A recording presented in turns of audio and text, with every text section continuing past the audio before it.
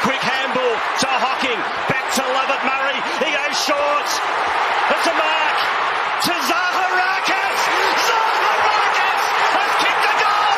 The Bombers are in front of the G. It's time to strap in and get ready. The leaders in AFL Supercoach are incoming, helping you win your leagues and climb up the rankings. You're now listening to the Insight AFL Show with your hosts, Big Horse, Skiddy, and Herbie.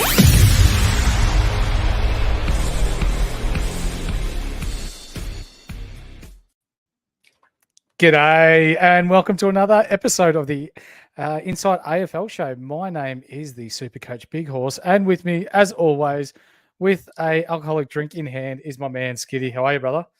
I'm going well, Big Horse. Yeah, sorry to everyone. I had that crap with my bloody internet again, where I had to quickly change over. But we're all good. Couldn't be lagging again tonight. But another great week of footy, Horse. Some absolute belter games this week. We got really treated to a couple of good ones, and then some absolute stinkers. So, and we are here to navigate that and tell everyone about how everyone played well, who played shit. We've got Cone of the Week coming up later on as well tonight, which I'm very excited about, Horse. But how are you? Flagged ons. Just over the moon, mate. Yeah, if you're a Western Bulldog supporter, I'll let you know when you can press mute for about 10 minutes because by the end of Friday night, I was blowing dust. I was that excited. But as Skiddy said, we're reviewing round 5 and everything that occurred inside of that. If you haven't yet, be a triple banger. Like, subscribe, bang on the bell. We love that shit. Also, jump in our Discord. Insight Unlimited is live, and for less than 50 cents a week, Zinger box, upsized, extra burger on the side, replace a potato and gravy with a dinner roll. You're set. You get access to everything we do for a year. Our trades, our insights, our captains, exclusive premium Q&A, every round of Supercoach, and a few other cool perks. Entry to our Discord, though, will always be free if you just want to get involved in the community and talk footy. Our Unlimited League, we're still leaving open for another, I think, 6 rounds. 913351. I repeat, 913351. A Supercoach Champions Ring is on offer for the winner of that league, thanks to the guys at Supercoach Rings. But without further ado, we do talk about this. It's not the Cone of the Week yet, for those of you waiting at home. It's Skiddy's Squeeze of the Week.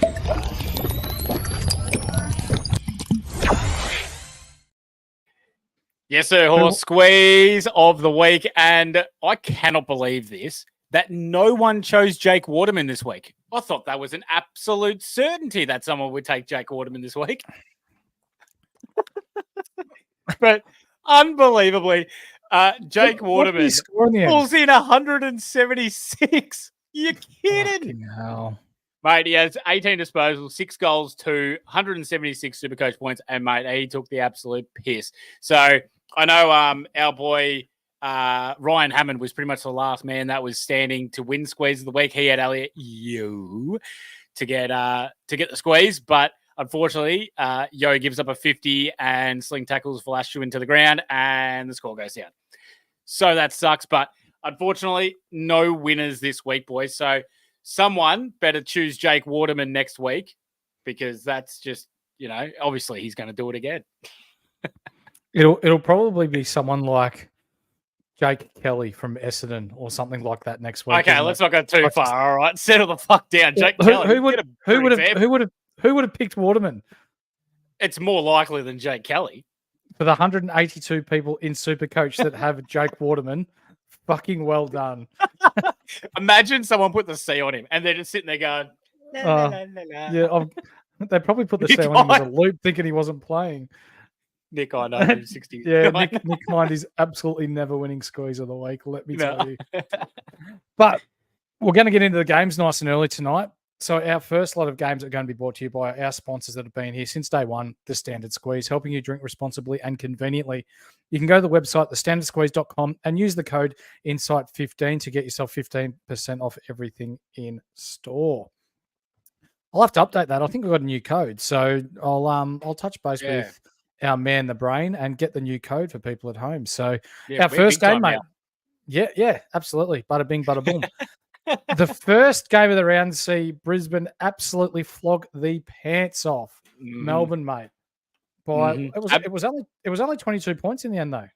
Yeah, mate, but they dominated them from start to finish, and it just did not even look like the D's were anywhere close to being able to beat them. So, they absolutely steamrolled them in the end. So the D's, but I think what a lot of people would be very happy with if they put that VC on Gawn. He did get the 138, and you're taking that every day of the week.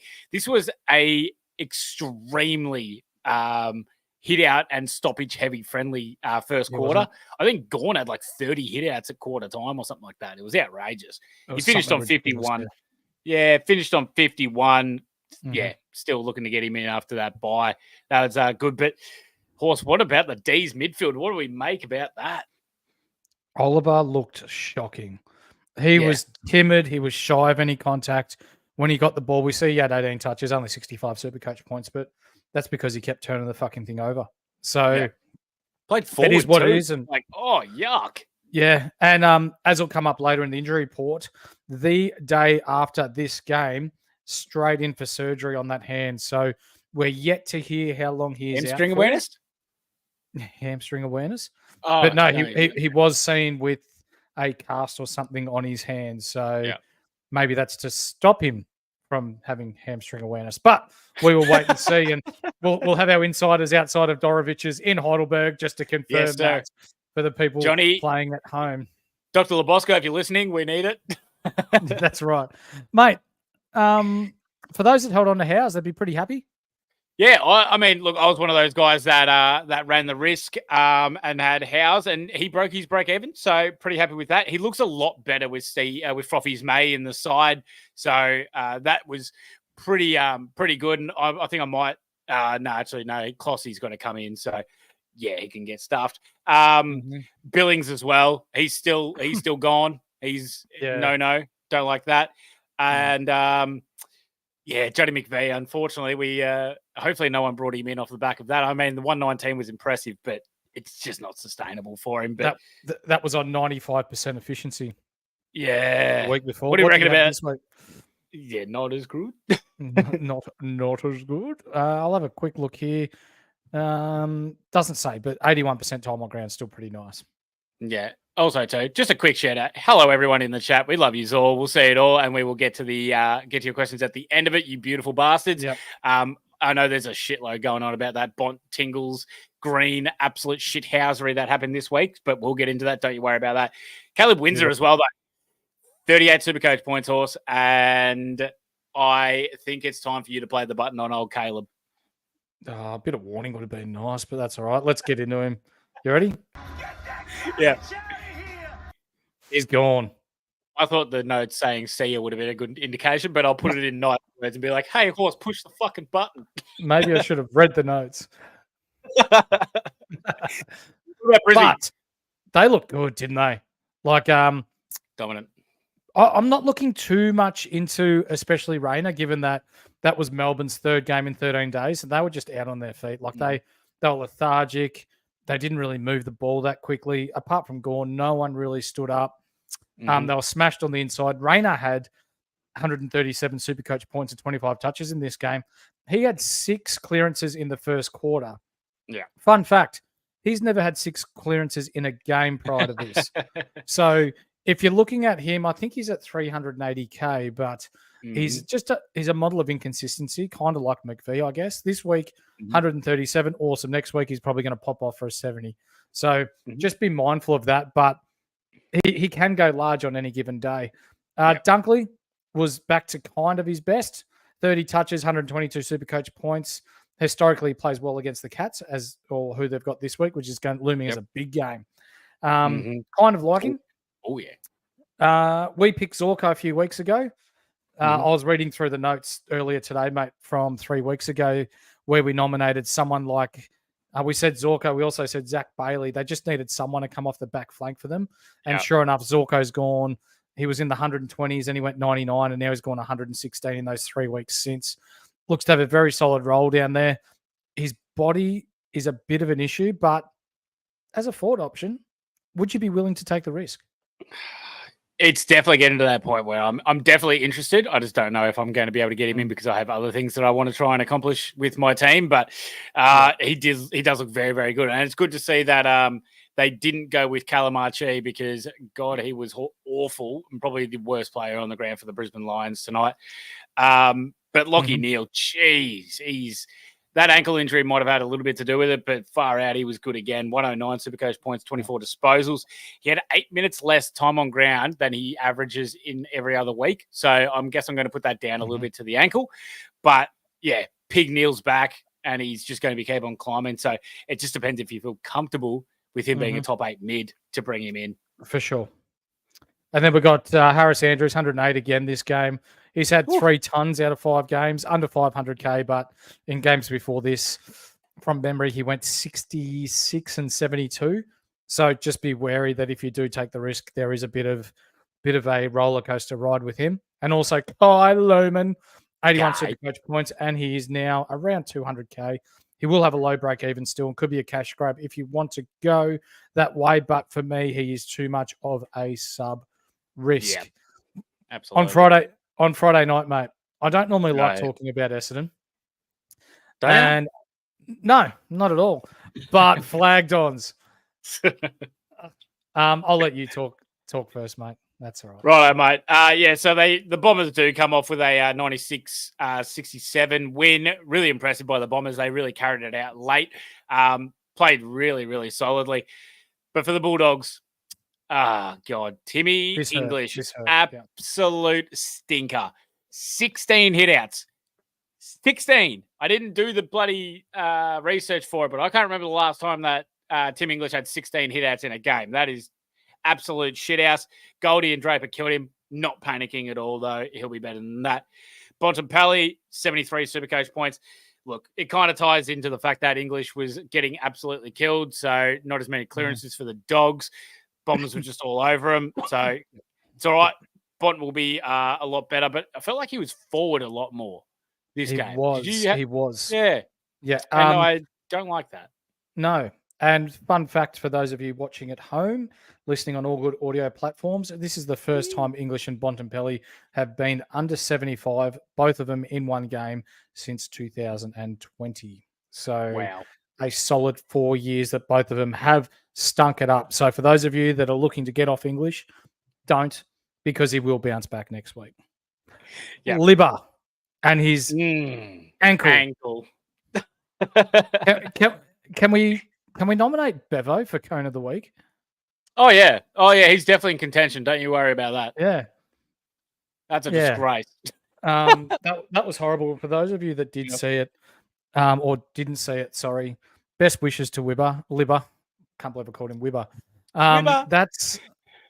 It was ordinary to see, and the fact that 2 players, one Essendon player, one Western Bulldogs, ran across, shouted out for help. They thought something seriously was wrong, and then he just got up as if nothing happened. We spoke the next day on it, and I said to you that it kind of reminded me a little bit of the Tyrone Vickery incident from a few years ago where he was 100 meters away from the ball and he was jumping at something to try and mark it, like something just out of the order, and then just went back to playing the game as per usual. Like, it was just so odd. And the fact, we'll bring it up in the medical room later, but the fact that they've now ruled him out with concussion-like symptoms, something doesn't marry up there. Someone's bullshitting, or someone's not being transparent within the club, and they've got answers to, questions to answer for. 100%, mate. But most importantly, we really just hope Lib is okay with whatever he went through. Just collapsing like that's never good to see. But hopefully, it's just like, I don't know, some delayed concussion symptoms from when he got into the contest with, I forgot which Essendon player it was, but Stringer tackled him behind the play, but that was in the ribs. That wasn't in the head. Yeah, I don't know if it was just like whiplash back or something like that, but. Yeah. But you know how Libba is. He's at the bottom of every stoppage. He's a bull. He's inside. Like, he could have got hit 10 to 15 times throughout that game, and we just don't know. Yeah, exactly right. But hopefully he's all right. Let's move on. Where the hell's Herbie? Because Jason Johannesson goes for 103, and he has now 4 out of his 5 games, besides that shitter last week, he's gone over 96 Supercoach points. Horse, I'm still not bringing him in. I just want to rub it in Herbie's face. So that's annoying, but oh well. Trelaw, another good one. Better options, though, than Trelaw. Now, here's something that we've got to talk about. Jack McRae. 87 Supercoach points. A lot more centre bounce attendances, which is probably what marries up with Bont being in the forward line. McRae will be under 500K. This week. 500K. Now, this depends on what Bevo's going to do with McRae, because he has obviously dropped him before. But we know how many points and how many disposals he can get. As a forward mid eligible player, there's a little bit of something to watch here. There's a lot to watch, but I'm still not trusting it yet. I think this week, if you had the agates to do it, would be a good week to bring him in, because I anticipate that Sanders, even though there's calls in the media to drop him this week because he threw the toys out of the cot, and you know what? If I was as good as this kid, finding the ball as easily as this kid and then getting subbed off, I'd probably crack the shits too.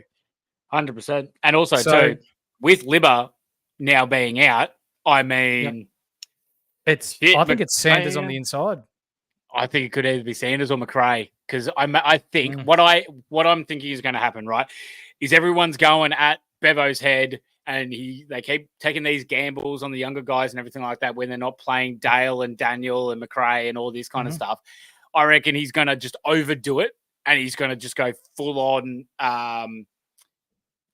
like experience mode, and he'll just lay it out there and just go, okay, if you guys want me to do that, I'm going to put Bont, Trelaw, McRae, all midfield, and I'm just going to run them and see how they go. And they'll probably win. I don't know who they play. Who do they play? We'll find out Wednesday night. Oh, yeah, good point. Hang on. No, I don't like... Oh, it's St Kilda. Okay, right. Ooh. Interesting game. Very. Righto. Darcy. Sam Darcy. Ooh. Not bad. But he 82 Supercoach points, so you're happy with that. 1 goal, 3. So it definitely could have been better. He just finds it, like, he just finds the ball. And his marking ability, Horse, he has an unbelievable leap. He's obviously tall as hell, but his hands are so bloody good and strong. He was taking contested marks from everywhere around the ground. He looked really, really good. So price is still rising. Yep, I reckon you just keep him for a while. Just looked it up on the AFL website. He's listed at 6'100". He is big as fuck. Yeah. That sounds about right. Lockie Bramble, your man. Talk to me. Yeah, don't mind it. 77 Supercoach points. Nice bounce back game from him this week. Just beat his break even. You can hold for now. People are in a rush to trade him out last week, but yeah, if you've got him, you just hold him until that 32 leaves the system. And against the St Kilda side that allows a lot of points to running halfbacks as well. Correct. I don't mind holding him this week. Yep. Buku Kamas, 64 Supercoach Bukaki points. party. The Bukaki party, 13 disposals, 5 marks. It wasn't a bad game, but this is just what he does. So if you bought him in, this is your cash cow. He's still making money. The Zinger. He was on 38 Supercoach points at the end of quarter time. Yep, correct. Had a quiet second quarter, which is fine. But the reason why it was quiet is because Essendon's rucks took over, and the likes of Caldwell and Durham. Durham was unbelievable. We'll get to him later. Yeah. They took over. Yeah. So it was barely the kid's fault. And yeah, Bevo, I think he just got a trick wrong here. So 46 Supercoach points. But if you have him, I understand that you're feeling probably a little bit edgy now because of the 46. It's the second time he's been subbed off in 5 games. But this week without Liberatore, you are holding him. Yep, absolutely, mate. I can't believe they didn't sub this bloke that we're about to talk about, Harvey Gallagher. I thought he was shit house. Mate, he was leaking goals for the Dogs. I mean, for the Bombers. It was just ridiculous. He played the whole game and he was just crap. But hopefully he bounces back. But yeah, no, I was not impressed with his game, and I thought he should have been subbed in ahead of of the Zinger. But Horse, I'm going to let you. Actually, no, I'm going to quickly start on Essendon because there's one player that we know that I like at Essendon, and it's Zach Merritt. 108 Supercoach points, 27 27 disposals. Played another great game. He's got the Crom and the Pies in the next 2. I'm pretty sure he has an average north of 125 against both. So there's a little something for Zach Merritt owners or soon to be Zach Merritt owners. I'll let you go on with the rest of them because I know you want to suck them off. Nick Hind is the greatest AFL player of all time. Oh my God. I cannot listen to this. The toe ball. Actually, as people can see on the screen here, and for those of you listening on all good audio platforms, I'll just quickly run through some of the plus 100 scores that we've got here. Mason Redman slowly starting to find form again, 105. Xavier Dersma, he's been really good for a couple of weeks now, 101, 20 touches, 2 goals. Sammy Durham was an absolute star on the weekend, 101 Supercoach points, 21 touches and 1 goal. Nick Martin, 100 Supercoach points off his 25 touches and 1 goal. Kyle Langford, I love the fact that he didn't give that handball to Stringer and kick the goal himself. 3 goals, 2 off his 13 touches for 100 points. Then we see Goldstein, who's been a valuable acquisition to Essendon. Mm-hmm. Him and Draper, they sucked the week before against Soldo, but they really did play well against English and Darcy in this one. Caldwell was good on the inside, 83. One that I want to highlight, mate, is Darcy Parish. So he's sucked a few weeks in a row when we're talking Supercoach wise. He's now gone to he's got 61.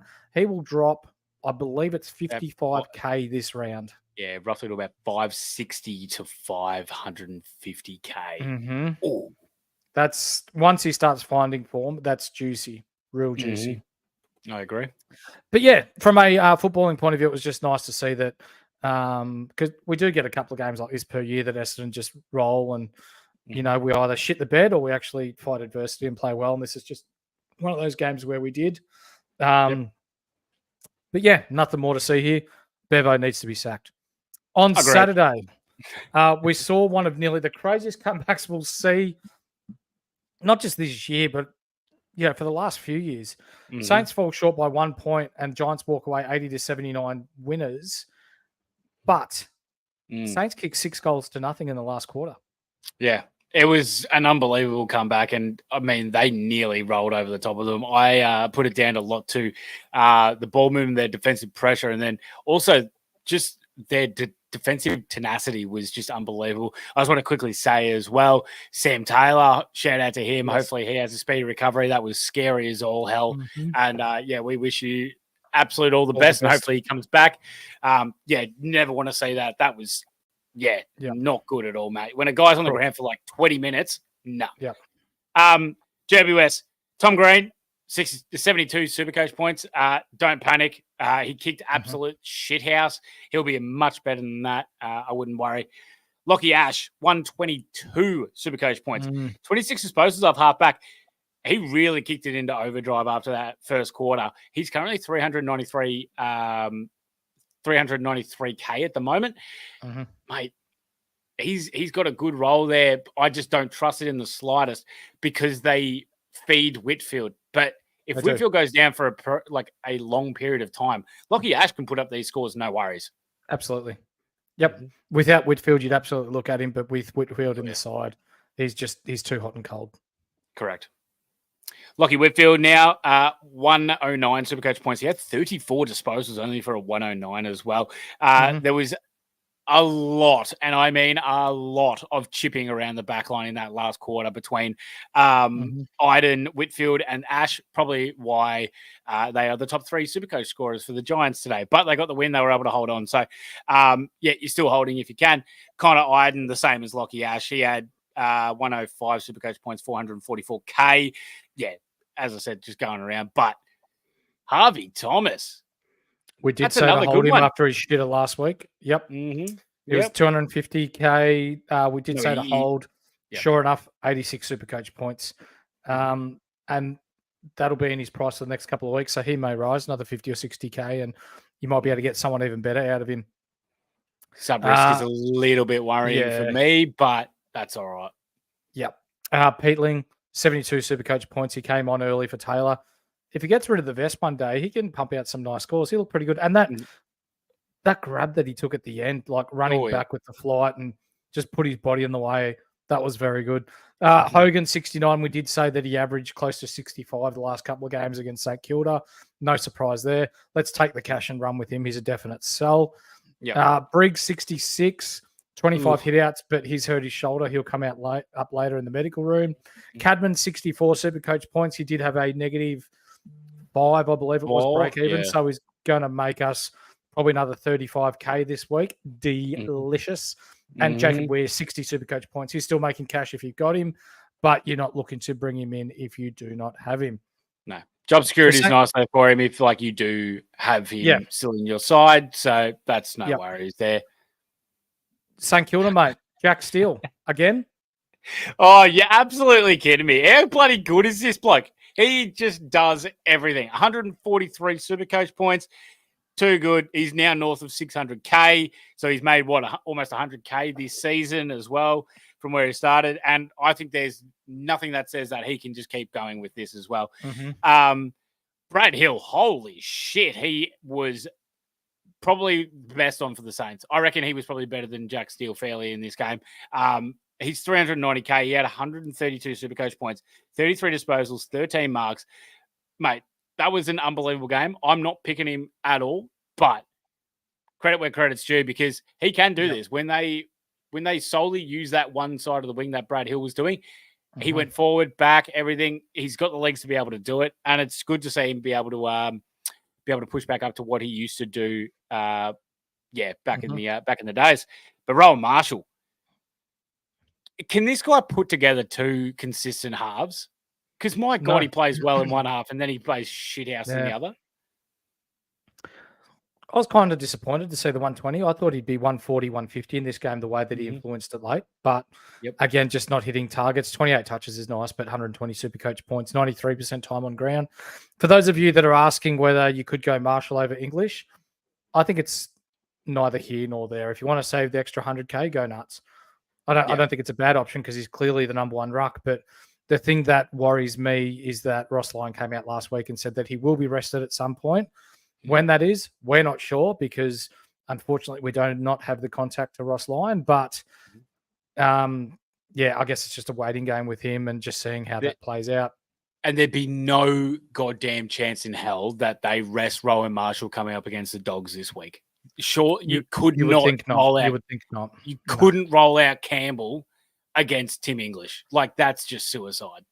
Unless, and I'm just thinking left field here, Tom Campbell's last club before he came to St Kilda was Western Bulldogs. And I remember English, was it before that? He was at Western Bulldogs then? Yes. Yep. And I remember an interview from, it'd have to be like 4 or 5 years ago now, that Tim English came out and said that he'd learnt his craft or learnt a lot from Campbell. So that may be a good matchup there, but the only difference is that Tim English now has one of the best motors from a ruckman that we've seen in a long, long time. And he also just had 16 hitouts in the game too. Is ordinary, wasn't That's true. Yeah, and Tom Campbell hasn't played a game of AFL in I don't even know how long. So there you go, mate. But that's all right. Let's talk about some of our favourites, and everyone in the chat start swinging them because we're talking about the Wang. Yes, sir. 93 Supercoach points. 28.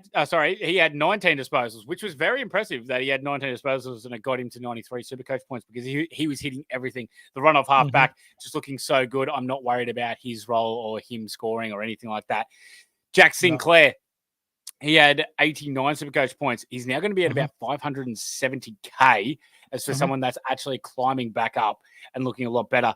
Not the exact same pig roll as we had, but 3 centre bounces now, Mick. So a little bit more of a nod to the Wang there, which is good. For sure. And how's your boner? I'm going to trade him. Yeah, I think so too. I think it's time. Yeah. Yeah, he was on 39 Supercoach points at the end of the first quarter and ended up on 72. He's a real frustrating watch. Don't like it. And he's going to get me, I feel like he'll get to 380, 390K this week, which means he will have made me about 140K. Yep. So that'll allow me. I can go one down, one up this weekend with a bit of cash that I've got saved in the bank. So it might be Bono down to Graham from the Gold Coast, and then it might be time for me because I was tossing up between Gawn and Flanders last week. It might be Flanders this week for me in my forward line. I like it, mate. I like that. But yeah, I think the Wang and Sinclair are really impacting Boner and his ability off of halfback and everything. So it's just not it for me, mate. Darcy Wilson looked a little bit better though, which is nice. He did. 19 touches, 61 Supercoach points, 1 goal, but they really like his run. So they are going to keep playing him. And if you need that, I guess, 45 to 65 point lock on your bench, he'll give it to you. There will be a spike game every now and then, but this is what you're going to get from Darcy Wilson. Yep. Agreed, and mate. Max King, mate. Oh, God. That's whoever brought him in and all the people that were saying, oh, let's bring in Max. Nah, that sucks. He's had a shocker last week and now he's gotten a 9 and he got subbed out. I believe it was in the late third or early fourth. Hurt his knee at the end of the third quarter. Yep. Yeah, there you go. So hopefully, I believe it was not deemed as an ACL, so that's good news. But if you have him, he's gone. Yeah, no good. But Hugo Garcia. Now, this is someone that spiked my interest in the preseason games. And I said, geez, if this kid gets a run, EU's got some absolute goings about him. He's a 117K mid forward, so dual position, and 43 Supercoach points in about a quarter and a half. He played only 1/3 game time, which was about 38 minutes of the game. And he was the spark that that the Saints needed. If he can get full game time, no sub, just be able to go, mate, this kid's got a little something here. He had 11 disposals, shit house efficiency, 7 tackles. You shitting me? 7 tackles? Mate, he looked really good. They were plus 38 with him on the field. Yep. In that quarter and a little bit. Yep. Surely they run him and do not give him the best next week because there's something in this. Yeah, he looked nice, didn't he? Yeah. For those of you that support the Blue Baggers, suck shit. Because Adelaide ran over the top of you. Got the Crom. Anyway, the comeback victory, which was nice, but no thanks to Matt Crouch. He'll come out at some stage, no doubt. But Sam Berry with the goal to win it. The Crom win 100-98. Isaac Rankin, sorry. Yeah, Isaac Rankin, 122 Supercoach points, 23 disposals. He's getting the CBAs, 3 goals, obviously inflated that a bit. He looks really, really bloody good for the Crom down early and, down forward. And they just looked so good. And he can just move the ball extremely well. They just absolutely love it. How about the Minge? The Mingy. Minge. I really like it, Horse. He got 105 Supercoach points. He's it's clearly Wayne Malera with him out is really helping him being able to get more of the footy, being able to go for those contested balls. Took a few intercept marks. He's nearly 500K now though, but he's really bloody solid. It's probably a little bit too pricey, but far out he looked good. Yeah, absolutely. He did. Yeah. And you know what else? And I don't really like cheese in the chat. He's brought it up at a really opportune time because Jake Saligo, however you want to say it, Saligo. They look better with him inside, don't they? Yeah. They are such a better footy team. And 98 Supercoach points, 27 touches. They just look more damaging with him running around in the midfield over Crouch. And the Crouch potato. Matty Crouch. Crouch potato, baby. Now, newsflash. He did get a week suspended this week. But there is rumour that every Adelaide supporter is going to appeal it and ask for it to be extended to 10 weeks so they don't have to see him play. Yeah, no. I was talking to our main Adelaide man, Dr. Hamo, and we both agreed that it's going to be a suspended sentence. So he's copping this week against the Dons. He's then free to play against North the week after, and then he gets the rest of the season. So let's hope that works out for him. That's what we're like it. But yes, also, always did deliver the win for the Crom big time. Yeah, tune in later because always might appear later on.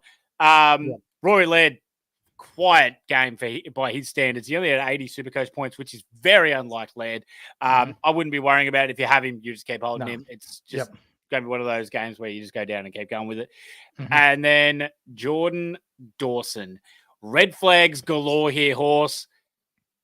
He's such a good player, but why the hell are we playing him so much time forward? Get that garbage out of here!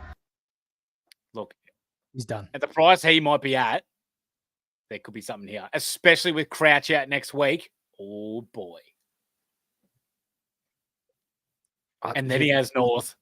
Yeah. Oh. He hasn't gone over 100 this year, but without Crouch on the side, I'm tickling more towards or inclining to go more towards Saligo,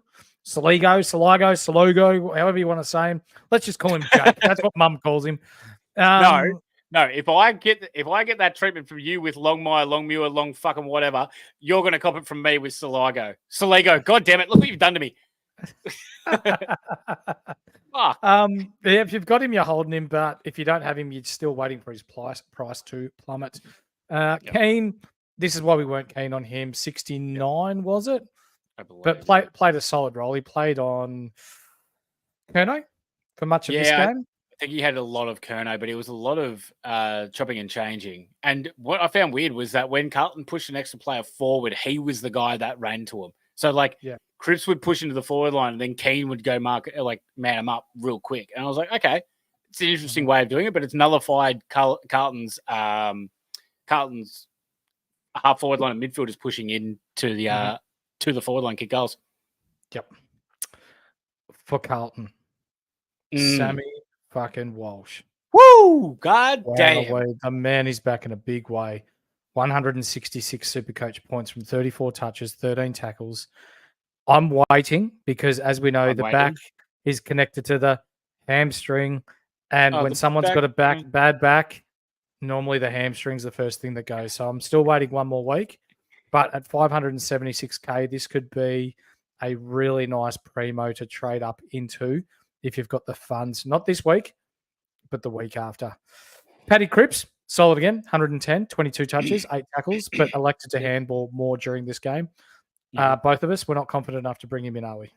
No. I'm not. I can't do it. I can't bring in Cripps. Also, too, they've been one midfielder down at least for the whole year because Walsh has been out for the first games, and then Chera did something at training, and he was out for that. Hence why George Hewitt, 105 Supercoach points. He looked good, but a lot of people were probably waiting for Walsh to come back in to see how Hewitt was going, and then Chera's out, so we can't even trust that now. For sure. Charlie Curnow, 109 Supercoach points. It looks good. 4 goals, 3. The late goals inflated that price. I'm still not taking him. Don't care about that. But how about Mr. Reliable, Zach Williams, big horse? I was expecting him to go larger. So he's on 71 at half time, but only ended up 92, which is fine. But the Sard injury is going to prolong his existence in my Supercoach team for a few more weeks yet. McGovern as well has done a pig string as well. So there's a bit going on down there. Jordan Boyd, 89 Supercoach points, 370K defender. He'll make coin with Sard out, but if you don't have him, you're not bringing him in. Newman also helped out with Sard out, 470K defender. He's interesting to me, Horse. 470K. I'm pretty sure, wasn't he north of 560 last year? Yes, he was. Yes. That was without Williams. So that was with just Sard and Williams. So depending on the extent of this injury to Sard, if it's a few weeks, I mean, shit, getting a fair big score from Nick Newman, who we know can do this kind of thing, and he's at 470. He can pump him out. Yeah, bloody oath. I mean, shit, he could. It's definitely cleared the runway for him. If we see Sard, let's say he's gone for, 4, 5, 6. I mean, maybe, and that probably ties in close. No, not as close as I'd like to Carlton's next buy, but that's all right. Who cares? Harry, okay, played shit. Yes, he did. What were they doing bringing in Pitney and taking away what McKay's been bringing to the side? Yeah, I mean, what they were doing with Mackay in the ruck was just fantastic. Yeah, because his tackling pressure and his loose ball gets were bloody good, and they bring in Pitnet, and all he does is nothing. So I got no idea what is Riley O'Brien that much of a threat that they have to bring in 2 ruckmen, or Tom de Koning, a niggle or something like that where he couldn't run out the whole game? Because that was a bad call by Vossi to nullify Harry's impact in the middle. Yeah, no.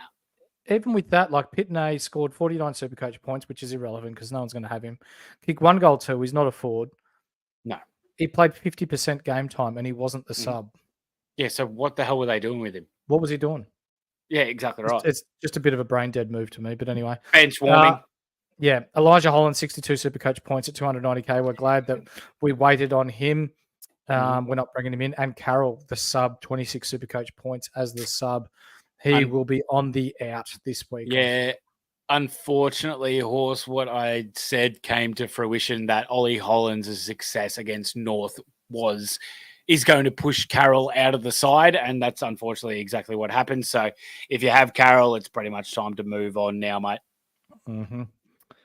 But you know what it's not time to move on from? Oh, what's that? It's our Supercoach World Cup. Oh, yeah, so definitely not moving on. If you ever thought that you were elite at Supercoach, well, now you can prove it with our year-round Insight Fantasy Sports Supercoach World Cup featuring all 4 Supercoach sports in NRL, AFL, NBL, and BBL. It's $20 to enter before the bye rounds, which I think is around 11 or around 12 this year. Mm-hmm. I'll get confirmation and put that in for our next pod. So get in quick. Otherwise, everyone's going to have a head start on you. Your rankings will be calculated together, and the best performer over the 4 sports combined will take out the best Supercoach player in the world. The Insight Fantasy Sports team are the only only organisation that runs a competition like this. So if you want to be involved, get in quick. Join our Discord to find out more and register. Yes, mate. How'd you go in NRL this week, mate? I'll have to check. I don't know. All right. Well, I'll give you an update for all the NRL boys that we have that come over here and watch our AFL one and that do our Supercoach World Cup. Yep. I got 1140, which apparently is good because anything over 1100 is good. So I will fucking take that. I got 1178. Shit, you beat me. Damn. Oh well. Nipped him. Shit happens. Nipped him. And then for AFL, while I'm looking. Yep. Not very good this week. 1,888. Well, if you want me to make you feel better, I got 1,655 because every single one of my goddamn midfield primos besides Zach Butters went absolute shithouse.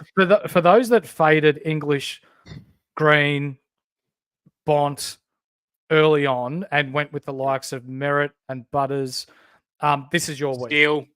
Yep. Those that faded Heaney and didn't have him sitting on the bench. Like I've seen some 2-2 scores getting around. That's just unbelievable. But quick disclaimer before we get into the Freo game, which we'll get into in a few games' time. We're not trading him. They've got West Coast this week and they've got no one to match up on him. So we're going to hold him for this week. Mate, our next game was an absolute fucking pizzling. Yes, it was. It was Gold Coast taking on the Hawthorn Footy Club. And Noah Anderson, 155 Supercoach points, back to his best, 36 touches, 1 goal, 87% time on ground. Matty Rao, 135 Supercoach points, 22 touches, 1 goal, 81% time on ground. Took Miller, 133 Supercoach points for 28 touches. Only 75% time on ground too, so that could have been higher. Yep. Klossy. Mate. Fuck. This guy, 102k defender. Yep. He got 108 in round 1, 124 in round 2. If he scores 102 this round, he will be the new record holder for most points over a 3-game span, the first 3-game span by any rookie price player ever. Who's he breaking the record from? Is it Errol Goulden? It's Errol. His break even is estimated to be minus 174. Out bloody rages. And you know who's coming straight into my team. And thank you very much, Hold Your Ghost, for letting us know. Supercoach is open. I'm bringing Klossy in immediately. I can't. Let's do it now. Yeah, okay. I know there's some people that jump the gun on him as well. And my God, did that pay off for him, because that's going to be looking very, very saucy right now. The other one that we have our eye on for the Gold Coast Suns is Will Graham, 117k mid defender. He'll be in for me this week. Oh, yeah. We're trying to see how I can get him into. Backed up his 67 last week with a 91 now. 14 tackles from the big fella. CBAs as well. Yeah, looks like he's going to be in a lot of sides. I wonder I'm keen to see the percentage of teams that Clossy and Graham are going to be in this week because it's got to be close. Absolutely. Absolutely. My Lord. I went early on Clossy last week because my plan was that I needed to bring in Dawson in this week. So I had an eye on both of them. But I ended up bringing in Gorn last week. Yes, I'm aware that he has the bye this week, but given that his prices now will be over 700K, I reckon. I haven't checked yet, but yeah, he's getting too far away from me being able to afford him. So I had to get him as quickly as I could. Sam Flanders, 116 as well. Continues his good form. 34 touches off a back flank. The Diddley, your man. Mate. Super sexy Flanders. Is Mac Andrew worth a look? Oh, mate. 92 maybe Supercoach points. Coming off, 104 last week? I mean, damn. It's tempting, isn't it? But I haven't seen this from him or anything like this from him remotely close in his whole career. Yeah, I don't know, mate. But yeah, it's definitely intriguing. That's for certain. What is he? He is 304K defender as well. This is pretty awkward. I'm just going to check his break. He's got a break even of -20. Damn, it's not bad. But, when we see break evens like this at that kind of price, we also, like other people were saying, hey, Max King could be the pickup in this instance, and look how shit that went for you. So I'm not saying that's going to happen to Mac Andrew, but he's obviously got a better role and a better opportunity to have higher Supercoach scoring. So you just never know, though, mate. Like, bloody impressive from him. But we've had enough of those. Let's talk about these shithouse Hawks because there's not much to talk about these boys. Sicily, average of 95, break even at 144. He only scores a 92, but only from 19 touches. So that can definitely come up. So he's going to drop another 20K or so this week. But sorry, I was about to say, I can't do the pronunciation, if you don't mind. Massimo Di Ambrosio. Oh, thank you very much. We pasta, fettuccine, and pizza. 18 touches for 94 Supercoach points, rewarding those that held. I mean, look, there wasn't anything spectacular that he did. He just went through it, but, he turned it out. So that's absolutely fine by us. Anyone that owed him, good. But, oh, no. The nuke absolutely killed. This is ridiculous. Shit. Course, between Nuke, Warp, and their other midfielder, they had 35 disposals. 35, that's it. They nearly got done by Took Miller on his own. Like, they got done by Noah Anderson. Noah Anderson by himself had more touches than the whole of the Hawthorn midfield. Ridiculous. 61 Supercoach points. He is just falling hard. Again, same thing for Warple. Another yuck one, mate. They were just dreadful today. But Lloyd make. Yes, happy with that. 81. We will definitely take that. He's making the money there. Hopefully that'll bring him up another about 40K or so. He spent a bit of time on the bench though with a bit of a corgi. Not too bad. But 11 touches, 23 hitouts. That's against Wits. He has Tristan Seri this week. So, obviously, hopefully, Reeves isn't in and the corky isn't too bad and we can still keep making money off of him. So Lloyd Meek made you 44K last week. Beautiful. If he scores 81 this week, he's projected to go up another 30K. Beautiful. Let's hope he gets about 90 odd and hits that about 40K mark. That would be absolutely perfect from Lloyd Meek. Nothing else from the Hawthorn side because they were absolutely abysmal and don't want to talk about it. So let's talk about an absolute ripper of a game. Oh, it was a pisser, wasn't it? This was so bloody exciting the whole way through. Freo led for a long portion of the game, but Port were just always an arm's length away, and then Port end up getting the win in the end. Jason Horne-Francis being the hero, kicks a late goal. Port Adelaide win by 3 points, 66 to 63 Horse.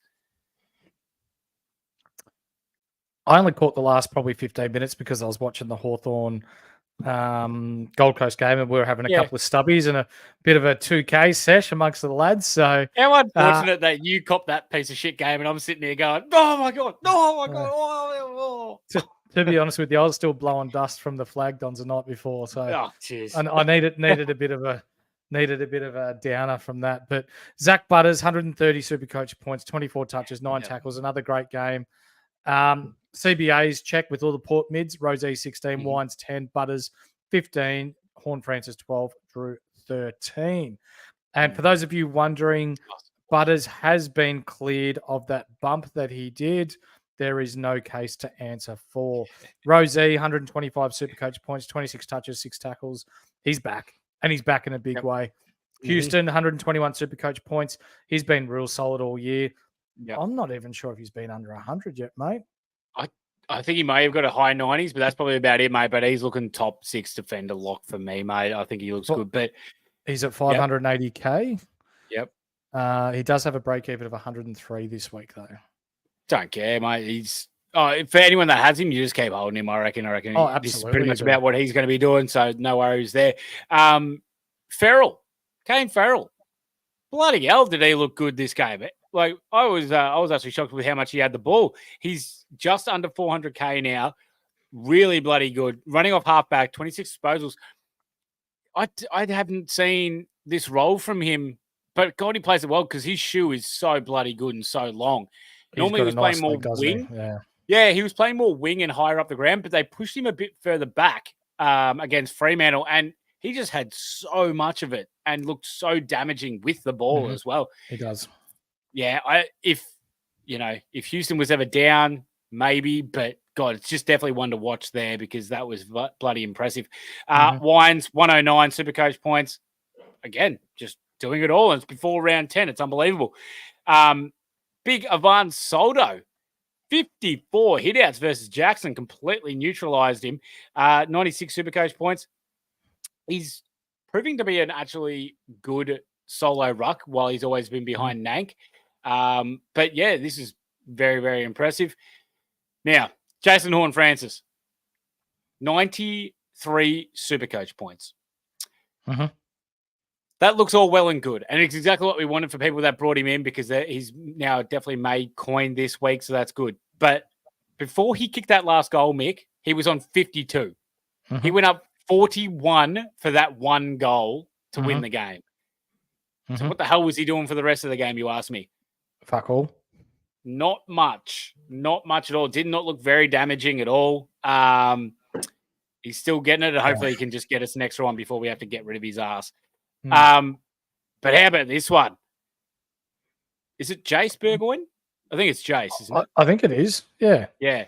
He was really Jace good. Burgoyne, 93 Supercoach points, 21 disposals. And I'm pretty certain this is the first game that he's played a hole that he hasn't been subbed. He's got a 57, a 32, a 29, and now a 93. Yep. 200K defender, looked really bloody good. He was taking the ball on. He was taking the game. Yeah, there's definitely something to watch here with Burgoyne. If he can not be the sub every week, which I don't know if he will, but definitely one to watch here. Absolutely. What about the Fremantle Dockers? Before I start talking about Luke Ryan, you were speaking about huge last quarters. Yeah. Luke Ryan scored 74 points in the last quarter. And you know what? Fair enough too. He was unbelievable trying to save that game for Freo. I reckon he took about 7 or 8 contested marks, contested marks deep in Port Adelaide's forward line. He was phenomenal. He was unreal, wasn't he? 24 touches, 11 marks, solid down back for Freo. One of the best Supercoach players this year, and there's just no question about it. The big kahuna, the man from Kahuna. Oh, my God. 135 Supercoach points for Josh Tracy. He was future Freo, but he's not Supercoach relevant because Darcy will be back next week. Jackson will be pushed forward, and he may miss. Or he may be just the deep forward. We'll have to see. Hayden Young, really good again. Hey? Sorry, I was going to say, when Darcy does come back, it's going to be Jackson, Tracy, and a miss, and Tabernar's going to get chipped. But it's going to be those three. You're not going to find another game like this for Josh Tracy. No. Hayden Young, 114 Supercoach points, 27 touches, Bloody 6 hell. tackles. He just keeps on performing. Mhm. And I'm going to bring up Jackson now that I'm talking about Young. So 21 hitouts, Yep. 21 touches, 72 Supercoach points.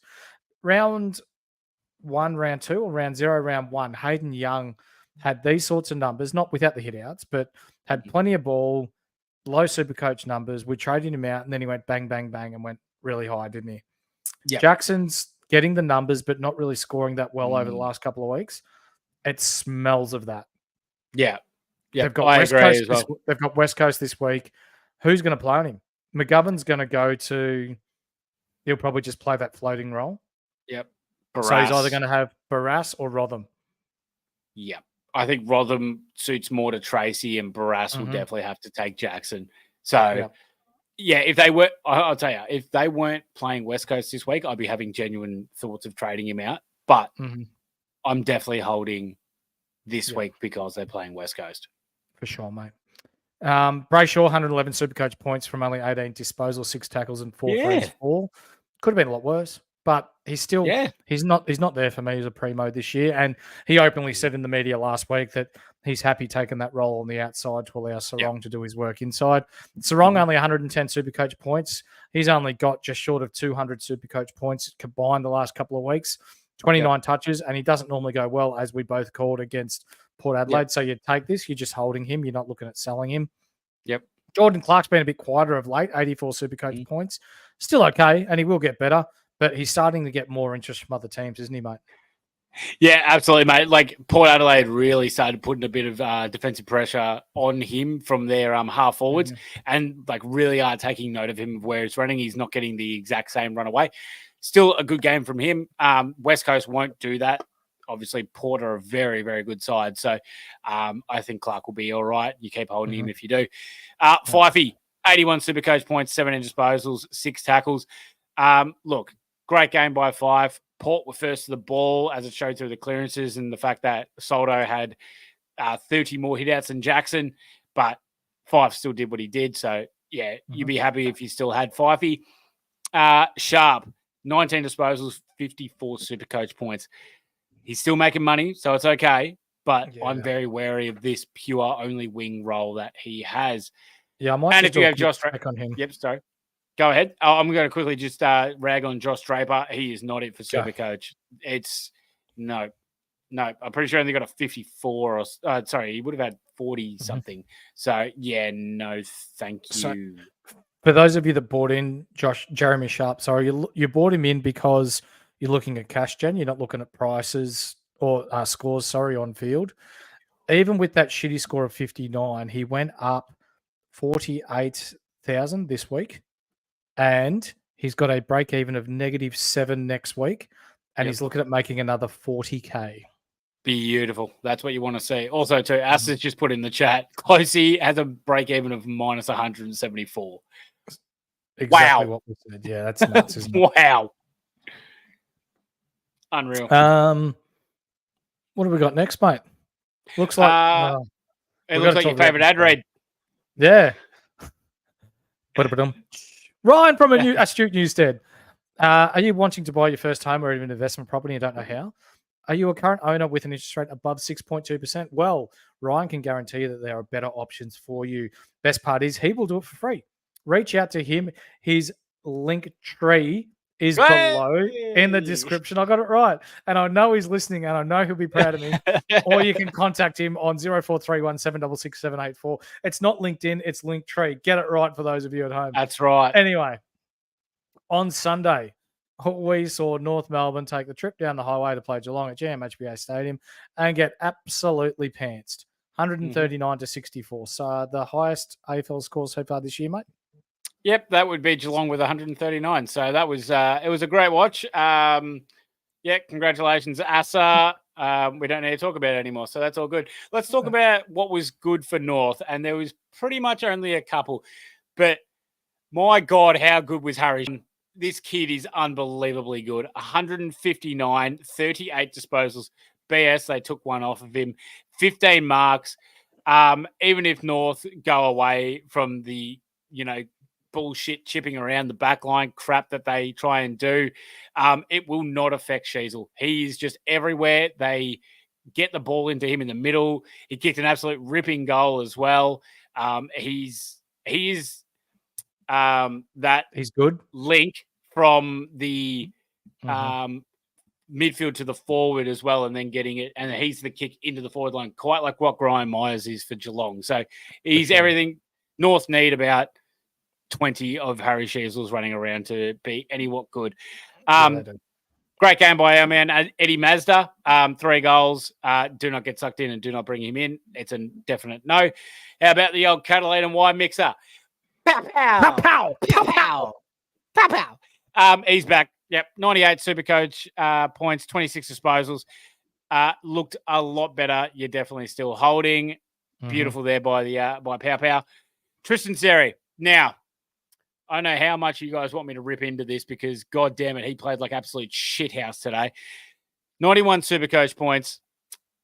If he could tap it to just one goddamn North player for once in his goddamn life, he'd score a lot more Supercoach points. The midfielders would score a lot more Supercoach points, and we'd probably be able to actually kick a goddamn score. He put it down Jack Bose's throat about 5 or 6 times in the first half. And then when he didn't put it down Bose's throat, he put it down Tanner Bruin's throat. Now, I'm not taking anything away from Geelong midfielders because they are very good at reading the taps off of opposing ruckman. But fuck me, they didn't even have to try to get the damn ball there. No. Shocking. Biggie, though. Biggie Newen. Good first game from him. But god damn, he does some bad shit. Yeah, he does. But you know what? In Supercoach, you take the good with the bad. If he keeps his job, he could make some serious coin for us. Oh, yeah. 1, 2, 3K forward. Yep. LDU, 87 Supercoach points, 540K. You brought this up in the preseason, though, mate. I know. And we did the research. I know. And Tristan Xerri, or however the fuck you pronounce his surname, Cherry, I do a better job of pronouncing his surname than what he does tapping the ball to his teammates, mate. Yeah. He normally gets his hands first on the ball, but taps it straight to the other team. Cam Young in the chat, trade him. Couldn't agree more. He is burning your midfield. And for Tom Power to be averaging 100 Supercoach points per game, it is near on insane that LDU is struggling so far this year. It's a hard call to make, mate. LDU is not like the defensive midfielder. He is the midfielder that wins the ball. He is the ball. He can do so much good stuff with it, but he needs the ball to be able to do it. Cherry is not getting him the ball anywhere close near where LDU needs the ball. He still had 26 disposals, but shit, half the time it's, direct, like he has to work to be able to get the ball off the opposition because Cherry just gives it straight to him. So, yeah, I think it's going to be a hard call, but I think it's almost time to go. He's got a break even of 125. It's looking like he's going to lose another 15K this week. He lost 36K last week. And so far this year, he's lost 107K. Yep. I mean, look, if you have him, though, it's Hawthorn this week. You've got to hold him against Hawthorn. Surely you bloody hold through. North Melbourne win this week. Calling it early. I goddamn hope so, because if not, I don't know what other game I'm going to bloody watch this year, because I think West Coast are going to beat us. Do you know what was actually kind of cool about watching this game? Blake Drury got 78 Supercoach points. I can't believe it. Don't you dare pick him. Remember last year how he did this in his first game of the year. Yeah. And then I think he got -4 or something in his next game. Yeah, that is correct. And then he got to like 130K and then he started losing money.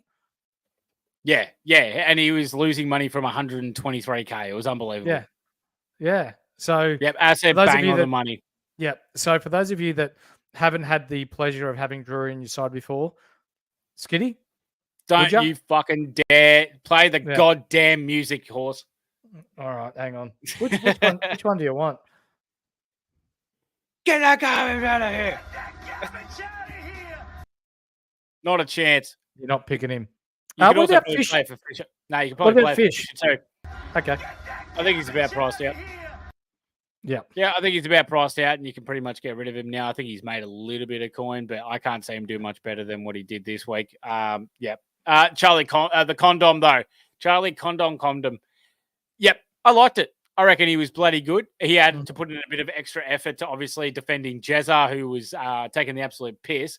But look, he looked good.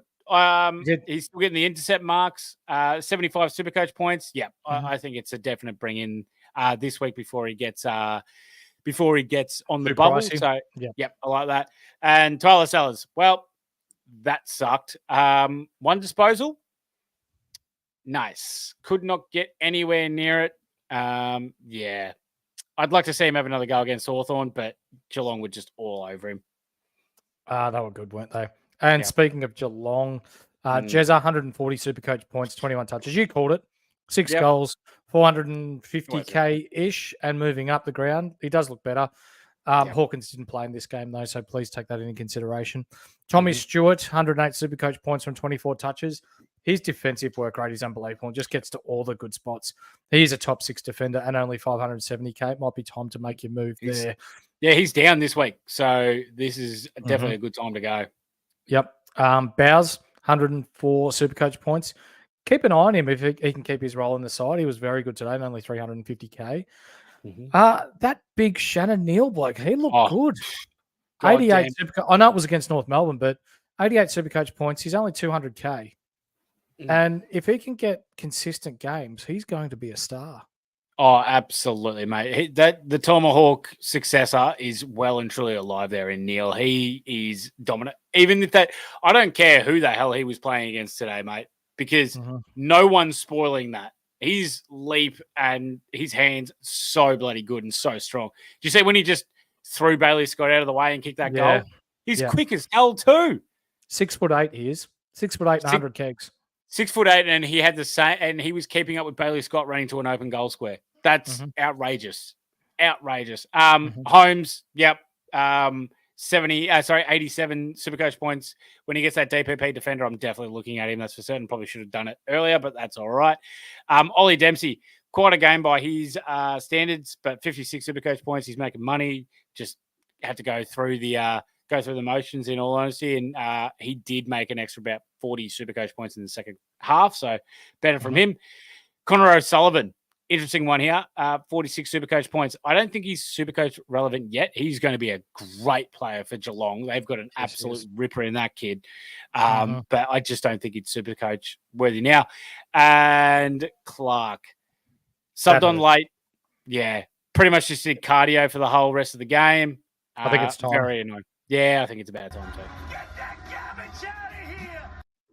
Yeah, Bose and Parfitt are obviously way more comfortable for Scott to be able to have in the side. So I'm done with talking about this game because that was an absolute shellacking. Can't get much out of that, but that's all right. Let's go to what a game this was to end the round. Shit game of football, but I don't care because Richmond go to Perth and get bowled truly middle piddle by the West Coast Eagles. 109-70. Unbelievable by West Coast. Most impressive thing for me was, Horse, Tigers won the hit outs 49-24. But the Eagles won the center clearances 48-25. That is unbelievable by Kelly Yo and Harley Reid. Yeah, speaking about the West Coast Eagles side, Waterman, he was just the beneficiary of a good side. 176 Supercoach points. High score of the round, but you're not bringing him in. No, 6 goals though. Well done. On your Waterman. How do I pronounce this guy's surname? Elliot. Elliot, 157 Supercoach points. He's gone up 40K and he's now at 530K with a break even of 14 this week. Belter of a game, 27 touches and a goal. He was unreal. Top 6 defender, potentially. Kelly, he looked good again. 129 Supercoach points, 29 touches. Was breaking through contests like old. No for Supercoach, but if you're looking in draft format, he's nice. Harley fucking Reid, 108 Supercoach points, 27 touches and a goal. He's a star and will be for years to come. Starting to rack him up. Adam Simpson's starting to let him go now. Oh, yeah, 100%. And who the hell said that anyone else should be the rising star nod besides Harley Reid this week is an absolute joke. He is getting that 100%. There's no one else. What, Neil? No. Nah, not better than Harley. No.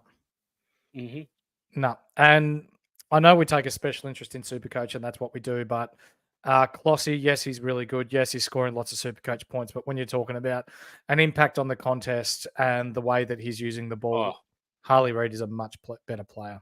Oh, yeah. For Richmond. Yuck. Let me start. Jaden Shaw. Okay. Oh, that feels good. And he's going to come up in the medical room because he has pinged a calf. He's gone. Mm-hmm. Get him out if you still have him. Shit house by us, but that's all right. Also, just want to preface this as well. Midfield, Richmond's midfield was severely depleted. This is not the Richmond side that we're going to expect from week in, week out. Taranto, Hopper, Ross, Prestia, all not there. So, no. Bolton, though, good. And we did expect this. 129 Supercoach points, 21 disposals, 3 goals. Speed was absolutely huge for the Tigs. Early, he kicked 3 goals early as well. And then just kind of faded away a little bit late. I feel like he just kind of went, we've lost. Who gives a shit? So, but could be a forward to get after the bye. Daniel Rioli, though, he was huge for the Tigers. And I think we can expect this for a few weeks, depending on how long Jaden Short is out, because they were just feeding Rioli off the halfback flank. 116 Supercoach points, probably one of the Tigers' best today. He's almost 500K, but only 19 touches. Yeah, because, mate, the amount of the beautiful ball work and the speed and the bounces and everything that he was providing from them was just phenomenal. Mm-hmm. But, Horse, we've talked about this bloke. And we said we'd have to see a severe uptick in progression of how he is as a footballer to bring him in. What do you make of Lafau? Because, shit, that's a good game. Yeah, well, what can I say, mate? 108 Supercoach points, 12 touches, 3 goals, 80% time on ground, and has a break even of minus 52 this week at 184K. 184. You could. You could. Mate, I'm just looking here. You could go sideways from Clark into him. Yep. I would say, right, I had to see significant uptick in his footballing ability. And I definitely saw that today. I know that was against the Eagles, but his confidence when he has the ball in hand now, he doesn't care about contact. He's pushing edge contests. He's going hard for tackles. He's working well into their forward line now. I think he gets a bit more of the structure of how Richmond are trying to work their forward line. I actually don't mind it if you want to bring him in. Yep. After this week, though, because they have the bye. Correct. Miller, 103 Supercoach points, key position. Roll down back without Bolter in the side. Bolter's still probably 3 weeks away. Awkward at his price, but is a ruck forward combo. Campbell and Brown, both of them weren't great, and the break-even is starting to catch up with them. Job security is still good if you want to hold, but for me, I'm probably looking at moving Campbell more than what I'm looking to move Brown. I agree there too. Even though I think his job security, Campbell's job security is a lot better than Brown's, though, in saying that. So, because they do have a lot of players to come back into this side. Remember that. Yeah, that's exactly right. And McAuliffe, he's now on the bubble too, 58 Supercoach points, 12 touches, playing in the midfield. Yes. So, for those of you that have seen the show previously, or if you're first here, what we do now is we get into some hot guys, some cold guys, and we look to get into the medical room. So to start off with, I've just got to find it. We're getting to the hot guys. This is why I'm hot.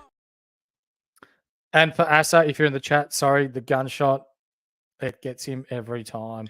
No, you know what? Don't care. Today, he can cop it. Oh, that's right. He's a Geelong supporter, isn't he? Maxi, we'll start with Maxi Gawn, mate. 138 Supercoach points, 51 hitouts in an extremely heavy stoppage game. He's going to be the number one ruck this year. I got him. Yeah, I think that's pretty comfortable to say that Gawny will be. Yeah, absolutely, mate. Yeah. Rayner, what a game. 137 Supercoach points, 25 touches, was playing as the extra midfielder. He can lead up and get some big scores, but his floor is quite low. So buyer beware if you do go with him. Dunkley, 122 Supercoach points, 30 touches, 122 Supercoach points. He plays well against the Cats too, who they've got this week, and he's at 600k. Zorko in his new roll across halfback looking really nice, 116 Supercoach points. Body worries, but you know what? We've got the same worries with Yo, and he's dominating. He does have that forward option, and we could bring him in this week. What about our GWS backline player in Lockie Whitfield, Skiddy? I think we can pretty much do the whole GWS backline here because Iden, Whitfield, and Ash all played absolutely ridiculously good games. So I reckon they're all hot guys, all north of 105 Supercoach points. Jack Steele is probably one of the hottest of hots right now, 143 this week. I don't think he's gone under 120. He's looked phenomenal. Brad Hill gets a nod in the hot guys this week, 132 Supercoach points. Great game from him, but yeah, just buy beware that he does this from time to time and then goes into a hole afterwards. Rowan Marshall would be one of the hottest if he could put in two halves of footy, but 120, we still take that. Isaac Rankin definitely gets on this list, 122 Supercoach points against Carlton. Let's just remind her that the Crom beat the Baggers this week. You're welcome. The Minge, Hinges Minge, 125 Supercoach points. Definitely belongs on here, doesn't he, Horse? Yeah, he does. He'll be, I reckon he's over 500k now with Malera out. He's just going to get so much of the ball across half back. Absolutely, mate. And then 494k that now. 494. Nice. We'll go on to the highest averaging player so far this year, and that's Sammy Walsh. He's averaging 166, one game. Let me just preface that. But yeah, geez, he's back in a big way.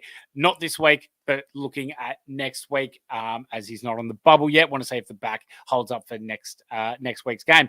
The Diddley, Sam Flanders, I think he's been on this for pretty much every single game besides the round one.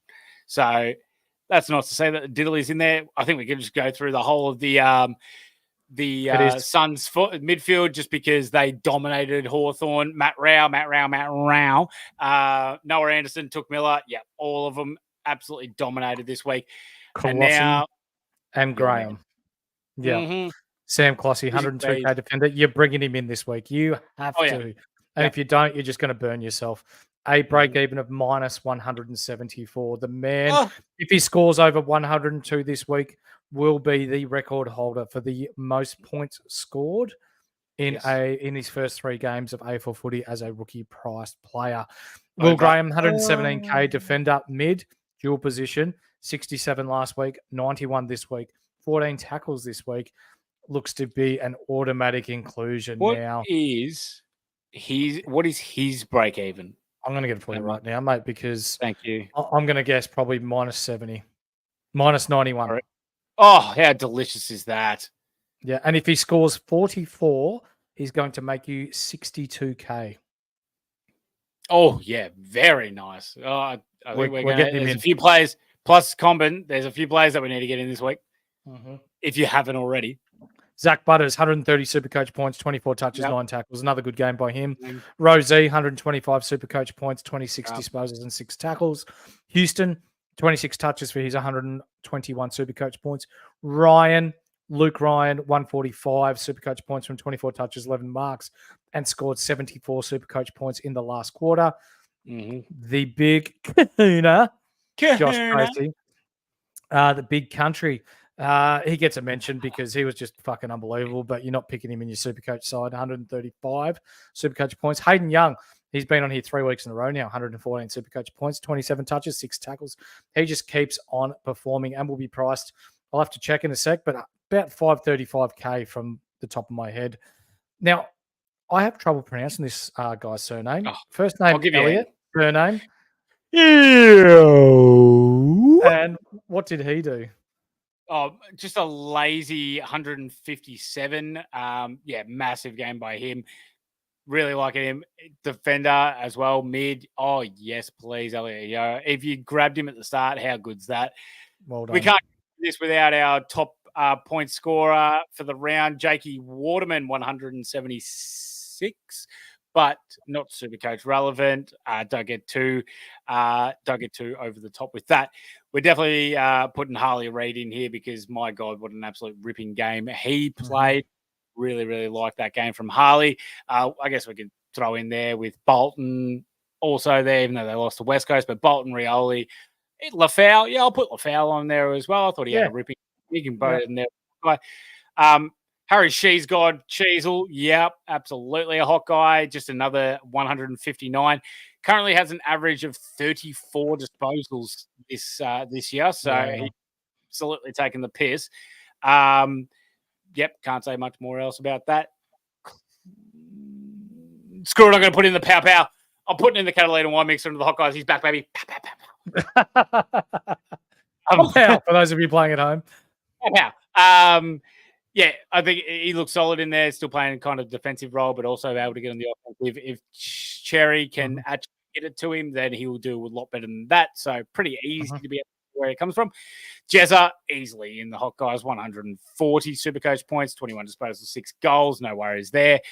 And Tommy Stewart, yep, just one of the hottest guys that you can get. He's just so bloody good at football, Horse. He's a good footballer, isn't he?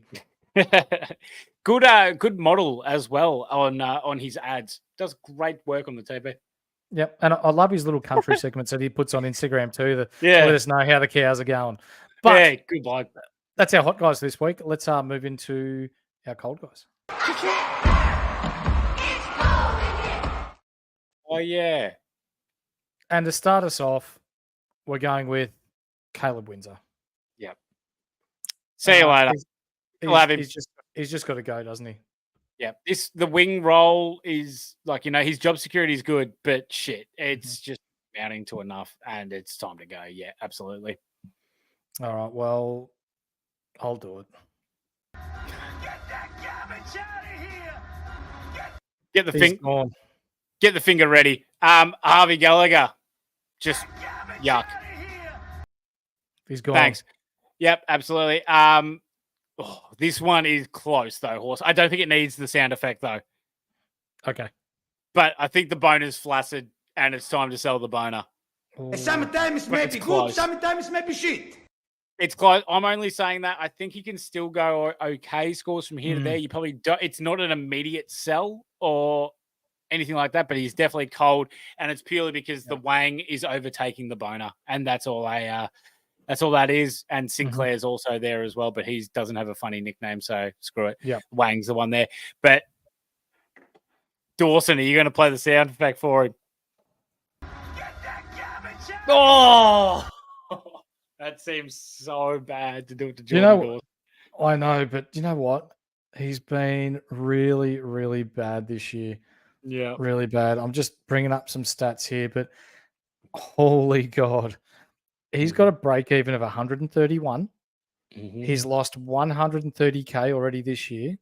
He's projected to lose another 25K on the weekend, which means he's going to be priced at 490K next week. Yep. But he plays Essendon this week. Flagged on. He'll score 40. And let's just preface it as well. Yeah. Essendon don't win 2 games in a row because Ben Mackay is incapable of doing that. It's his fault, the team's fault. But that's just what happens. So, well, they played Adelaide Oval too. Yeah, and Essendon do give up a lot of Supercoach points to midfielders. So I guess we'll retract this and see how well he plays after you've just played the bloody soundtrack for him. He's going to come out and have 130 and absolutely belt yous. I hope he does. And then I'll bring him in. Yeah, exactly right. Keane, nope, he's cold now after, but also too had a lot to deal with Curnow and Mackay. Josh Draper. No. Are we doing it? Oh, yeah. He's gone. Now, this one pains me to say, but yeah, Colby McKercher, it's time. You've got to, you got to sell him now. The rib injury now, I think it was already time that he's pretty much about priced out anyway. So he'd already made us, 130K. So he did his job, but yeah, he's about priced out. And the fact that they're even bringing him into the midfield a bit more is just hurting him. So he doesn't get that halfback role that we expected. So unfortunately, it's time to get rid of Colby. Don't you dare play the sound. Jai Clark, though, You can play the sound for this. He's gone. Oh, get stuffed. He gets a 2. 2? Oh, get bloody. Geelong, what are you doing? You're killing me. I thought out of all the games, and he's got a break. Be he's got a break even of 73 this week. Yeah, no, I'll see you later. He's got to go. But I'll tell you what doesn't hurt, Horse. Playing it for Jaden Short. Get him the fuck out of here. Get that garbage out of here. He is absolutely gone. Gone. Josh Draper from Freo. Oh, yeah, you can play the soundtrack for him. Yeah, no, we already have. But we'll do it again because no. Get him out of here. We're just reiterating the fact that you got to get him out. Yep, absolutely. Oh, yeah, I think you can just do it for John Newcomb too because that was shit. There it is. 10 touches. 10? Actually, you know what? Horse. Sorry. I shouldn't just single out John Newcomb. The whole of the Hawthorn midfield, besides Meek. Get that garbage out of here. Well deserved. If you get out disposed by one player from the opposing team, that is an absolute joke. My God. Mm-hmm. Let's get stuck into a bit of injury report.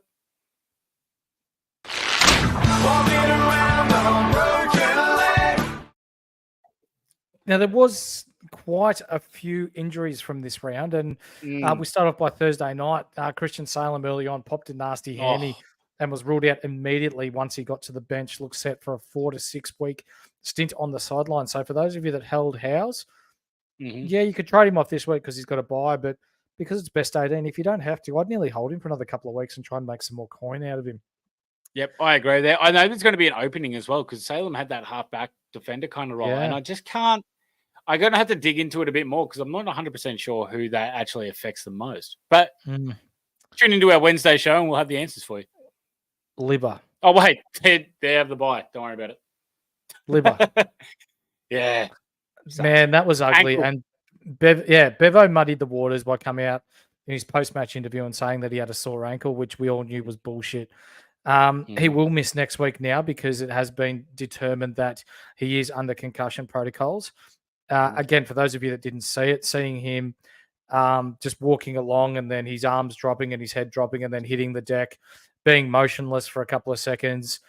Parrish and I forget the other Western Bulldogs player running across to see if he's okay and kind of helping him up, and then he runs off. There's something more neurological going on there. And from us at the Insight Fantasy Sports team and for our viewers, our spectators, everyone that cares about footy and your health, Liver, hopefully you're okay, mate. And it might be one game of footy, but as long as you're okay, that is the main thing. Same 100%. With Sam Taylor. Fuck, that looked nasty, mate. Oh, Jesus. I hated seeing that. That was absolutely horrible. And, seeing it on the first one, you thought his head just whiplashed into the ground, but then you see it again and he collides heads with steel. Then his head whiplashed while he was already unconscious. That sucks. That is a horrific one. Hate to see that. Glad to hear that it's no structural damage or anything like that to his neck or spine. And hopefully he recovers well. And all the best to Sam Taylor. And then another one, a big blow for the Giants here. Seven Cornelio has done a knee. It's not an ACL, which is good, but at the start of the last quarter he did that, but he will probably miss a few weeks due to that knee. Definitely will. Briggs hurt his shoulder during this game too. Watch his space if he misses time. Kelly got a knock to his ribs, Josh Kelly, but he should be fine. Sard and McGovern from Carlton both did hammies. We'll update you as soon as we know the extent. So that'll be on Wednesday night, but both look set for extended time on these sidelines. Maxi King injured his knee. I'm reading here, it's come across as a jarred knee, so he may miss this week. So we'll have to see with him. It looked pretty bad in the fact that he was when he was talking to the medic and he was pointing to the inside of his knee, and you were like, oh shit, that's an ACL. And then he ran it off, but we've seen players run off on an ACL before. But good to hear that it's just a jarred knee, so he'll have a couple of weeks off. Matty Roses for the Gold Coast Suns, he suffered a hammy injury. Reports say it could be about a 4-week injury. So if you have Tom Berry still in your team, it's not time to get rid of him yet because he scored 88 on the weekend. 88 he did, and I know that's because they played Hawthorn and there was down there a lot, but Roses does get a shitload of it when it goes down into the Gold Coast forward line. Tom Berry's going to be able to see a little bit more of it. He's going to be able to push up and get a bit more. So don't mind that for him. Zerk Thatcher from Port, he's cleared of his injured shoulder in a tackle, then another tackle, then a marking contest, and then he ran into the post. Poor bastard got hit in that shoulder 4 times in the space of about 5 minutes. I felt so bad for him because I saw he grabbed the shoulder the first after the tackle, and then he did it 3 other times. I'm like, you poor bastard. So glad to say that scans have confirmed that there's no serious injury there, which is good. Colin McKercher, this one really hurts. Injured ribs, don't know the extent, would be surprised if a few weren't broken. I'm just worried about which ribs he's done, Horse, because he ran into a full-on contest with Jeremy Cameron, and Jez's elbow hit him fairly high in the sternum. So I'm worried that it's actually some of his higher-up ribs, which is he has got broken ribs. Thank you, Junkie. And I'm worried that they're higher-up ribs that he's broken because they're the ones that are closer to your internal organs and actually take a little bit longer to heal. So he could miss a few weeks there. Yep. And then Jaden Short, we've already played his get him out of here, but he's done a calf. Could be a 3 to 4 week calf as well, which may open things up for the likes of Rioli. Now, we are going to get to your questions soon, ladies and gentlemen, boys and girls, children of all ages. But we have come to a point in this show where we've brought in a new segment, and that segment's called Cone of the Week. That's quickly become one of the most popular social media phenomenons in Australia. So without further ado, our second ever Cone of the Week, brought to you by Skiddy.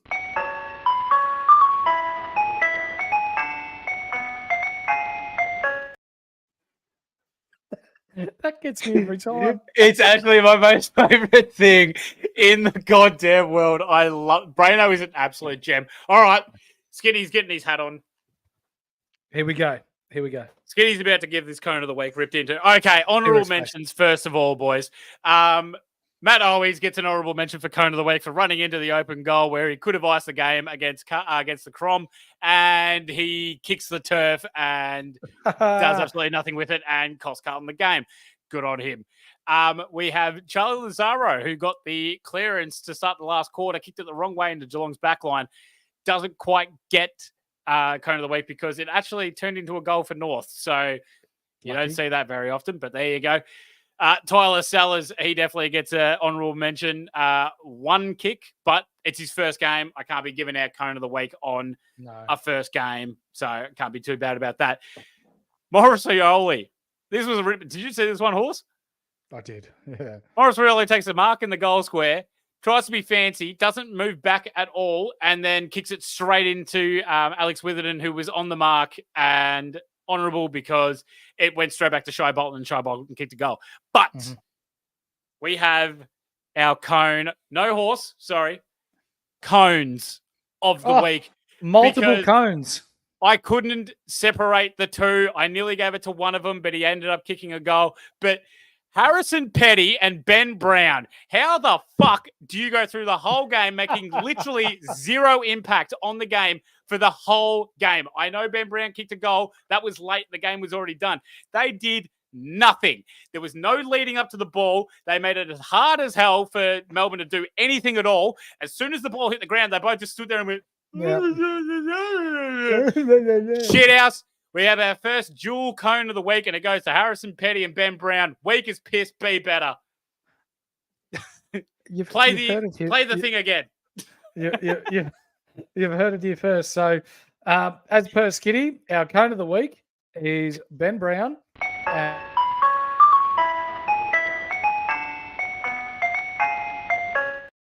We need to change out the cones of the week because Harrison Petty and Ben Brown, congratulations. If you're tuning in, reach out to us and we'll send you a prize pack. Thanks to the guys at the Standard Squeeze. Now, at the start of the episode, we did say that we were going to go through everyone's questions.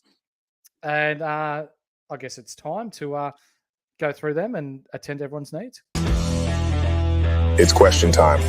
Let's answer your questions for the week ahead. Lovely. I knew. Sorry. All right, we're back. So that segment is just my absolute fave. Gets me from it. Skiddy from Scorched Earth. What are you drinking? Oh, Scorchy, my boy. I've got the Obelisk red wine. It's all done now, but it was a bloody beautiful drop, and I highly recommend. And if they want to sponsor us, I'm more than happy to drink it every week. And not that you care, but the horse tonight is on something a little bit different. Oh, jeez. Sour beers.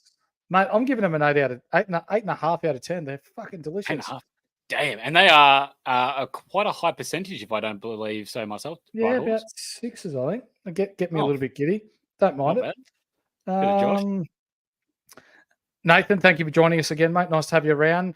How bad are McKirch's ribs? Yes, he is a trade out, mate. He's probably looking at missing quite a few weeks. Yeah, Jonas, who is the GOAT. Hey, skid marks.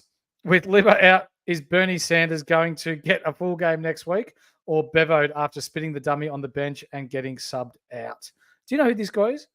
No idea. I'm just copying this nickname now, apparently. But all right, lovely to have you here, Jonas. As long as you're watching, I don't give a shit.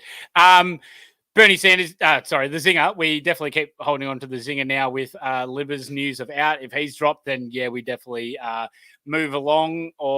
We probably move along from the Zinger. Unfortunately, his break-even is probably catching up. So I'll just be watching for team sheets at this point, though, mate. Yep. I don't really like Cheese. Up the Dons, baby. Get around the ball. Yeah, he was bloody brilliant. Question. Don't care. Essendon. Flag Dons. Bevo is a Cone of the Week Hall of Famer. Yeah. Automatic nod. Yep. Matthew Granger. With Libber out, McRae could be good. Do you agree or disagree? Oh, I 100% agree there, Matty Granger. I think McRae could definitely make a bit of a splash in the midfield with Libber out. They definitely need another ball winner in there. A Trelaw, I'm going to say, would be the inside bull, contested ball getter kind of player. And then they'll probably feed McRae and Bontempelli. As I said, I believe that the Dogs will go more experienced this week just to shut everyone up. Yeah. Our good friend Cameron Young, Garcia will come in for Libber. So there's another Garcia at the Western Bulldogs. Caleb Daniel will come in for Gallagher and Harms in for Baker. You've heard it here first. Diego Garcia over Coombin this week. I'm probably not because Coombin's on the bubble and Garcia, that was his first week. Yep, and he was also the sub. So I want to make sure that he's not the sub going forward because then he has more of a chance to score more. Spot on. Bent is unfiltered. Thanks for joining us, mate. Do I bring Reed back in my dumbass traded him to Dempsey? Not a dumbass. Not at all. There's nothing. There was nothing wrong trading Reed to Dempsey. No, I think at the time it was probably right because Reed was traded out by a lot of people. Mm-hmm. Absolutely. I'm someone that didn't even have it. Dempsey's doing a good job. So it's not a bad trade at all. Harley Reid does have a break even of minus 18 at the moment.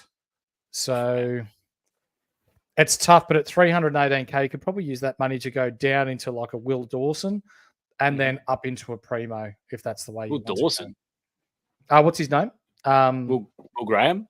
Will Graham. Sorry. Thank God. I was going to say Will Dawson. He hasn't gotten a game for North yet, so settle down there. But I'm excited about him.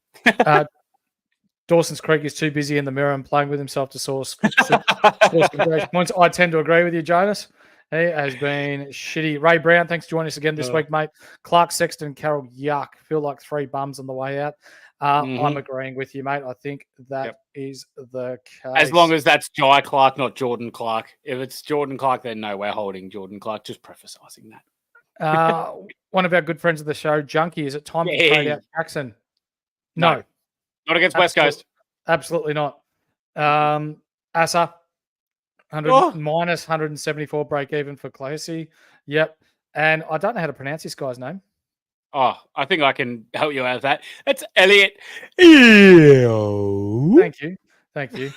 And I wasn't talking about Ryan Hammond, the bloke that sent the comment in. Scorched Earth, he's bringing in Coombin and Graham. Smart moves. As long as Closey was brought in last week, then I'm all for that. Yep. Absolutely. Thrasher, thanks for joining us, mate. Sorry we took so long to get to your comment. I'm able to get some advice. I'm trading Bont this week for a downgrade and Fisher for Zorks. And which downgrade should I go for under 870k? I am not trading Bontempelli any day of the week, mate, because he has the ability to turn around next week and get you 150. Yep, I 100% agree with that. Also, love your YouTube logo up the cabs at a boy. Look, I wouldn't trade Bont either, but if you're going to and you have to, and you've already made your mind up on that, Jack Steele for me. I think he can just continue doing this all year. Yep. Thank you. He's about 600, so I'm more than happy with that. Are we going to see the Cone of the Week award trophy image? Run it again. Ben Brown, Harrison Petty, you get this.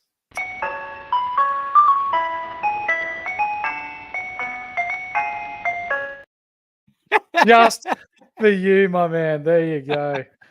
I love you, Brano. Junkie. If Fife or Dempsey are, I think he's meant to say are Fife or Dempsey ready to trade out? No. I'd say I think if you've held Fife this long, no, you'd still keep Fife again. West Coast next week. Fife is at 371k. He's made you 88k, and he's got a break even of 28. He's projected to score 85 points this week and go up another 26,000, which takes him almost to 400k. You are holding him. As 100%. For Dempsey, I'll do the quick maths here. Sorry. Pretty sure he is still it's a low break Oliver even. Dempsey, yep. He's got a 33 break even. That's because of his ordinary score today. He's still averaging 75 even after his 50 odd this week. 298k. He will make, if he scores 75, which is his average next week, he'll make 20k. I'm still holding him. Yep, me too. I'm still holding Dempsey. I think that his role's still there and the job security is still pretty good too. Yep. Global brings up a good point. This isn't a question, but it's strange that we can watch UFC and see guys getting knocked the fuck out, but when we see someone on the field, we feel sick. Poor bloke. You're absolutely right, mate. Like, it's unfortunately, it's a part of our game that won't go anywhere, but it's tough. We hate to see it. For those that were KO'd on the weekend, we wish them all a speedy recovery. In the substance or in the instance, of liver. We hope that everything's right neurologically and that he's all okay. But you're right. We watch UFC. We barrack for someone to knock the fuck out of someone else. But in AFL, we hate to see it. So, yeah, that's just how it goes. Asa, just with some quick stats for you, your 2 cones of the week had -1 between them with 15 minutes left on the clock. Brilliant. Theo, thanks for joining us again, Theo. Steal or merit? Steal. And I'm an absolutely Essence mate. Yeah. Opinion but on I don't hate both. I don't hate both, though. Yeah, I have Steele, and I'd love to get Merritt, but I'm not going to get him yet. Opinion on Horn Francis from Kappa. Thanks for joining us, Kappa. He's a little bitch. Yep, he kisses his dad on the lips. You meant bath water. You meant Supercoach. Right. Gotcha. Sorry. I think the Port Adelaide midfield is just so bloody stacked, and it's so hard to be able to for him to truly flourish when he's got to worry about Wines, Drew, Butters, Rosie. They have so many options, and he can play forward, which isn't great for Supercoach. But I have him in my team at the moment just because I'm getting cash gen for him to then go into one of the fallen midfielders to be able to upgrade. Right. But other than that, he can get stuffed. Ray Brown, are we trading Young back in? He's at 550k now. I'm going to say yes.